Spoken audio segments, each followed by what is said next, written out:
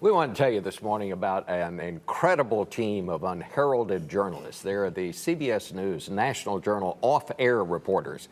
What they do is they're assigned to a candidate, and they go everywhere that candidate goes as they crisscross the country. Nora. And I'm telling you, Bob, they work around the clock. I get their emails all throughout the night, and they're also still in great shape and here with us this morning. So take a look at what they do on the road.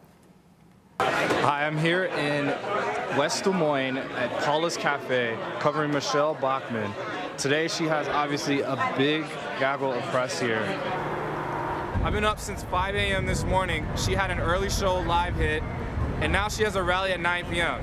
We have really long days, but you live for it. So one of the big things to do every morning is to label the tapes. These are all of my gizmos and gadgets. Literally, basically never, ever, ever leave my side. Also key that we give all of our gear, like batteries, tapes, and that we don't leave them in the hotel. That would be bad. Okay, I'm at this event. This bag is like 65 pounds and I carry it on my back in addition to 3 other bags. It's got my camera, all my camera equipment, my laptop, and got my tripod. Another big element to our jobs is Twitter. And while we're shooting, we're also logging and transcribing the interviews, and we're tweeting, and we're on the phone, and we're just doing a million things at once. Anybody interested in checking levels really quickly? And joining us now, 2 of that incredible team you just saw, Sarah Boxer, who covers the Romney campaign, and my man Rodney Hawkins, who is currently on the Bachmann beat. Good morning to both of you. You know, I'm just sitting there watching, and I saw me about 50 years ago. Right. I mean, this is a great job. I mean, people would kill to have these jobs. Did they have Twitter when you did it? Right. Well, no. Twitter, we had film cameras. Yeah. What's it like out there, Sarah? It's hard. It's grueling. You saw we have a lot of gear that we take with us everywhere, and we are with the candidates and the other reporters all of the time now. I mean, you're in a bubble with them. I was just actually on a bus tour around Iowa for the last few days covering the Romney campaign, and they've actually been really good about busing us around when we're on these things, but there were no outlet plugs on the bus. And every time we got off the bus, I mean, everyone was like tweaked. All of your devices were the batteries were draining. I mean, no one could. Yeah. So you have to kind of talk to each other in person. So it's hard. So when you said you live and breathe with these candidates and their staff, that is what you do because you're there with them all the time. And as a result, you have amazing stories. You have an amazing sense of these candidates. And Rodney, you've been here in Iowa. You've been with all of them and covered all of them. How do they stack up? I mean, you know, it really boils down to who has the most money when you see the organization. Really? And so as covering them, you know, as a reporter, you want to make sure that they have the organization to be able to tell you, this is a malt box. This is where you can plug in your camera so you can hear the sound and hear the candidate.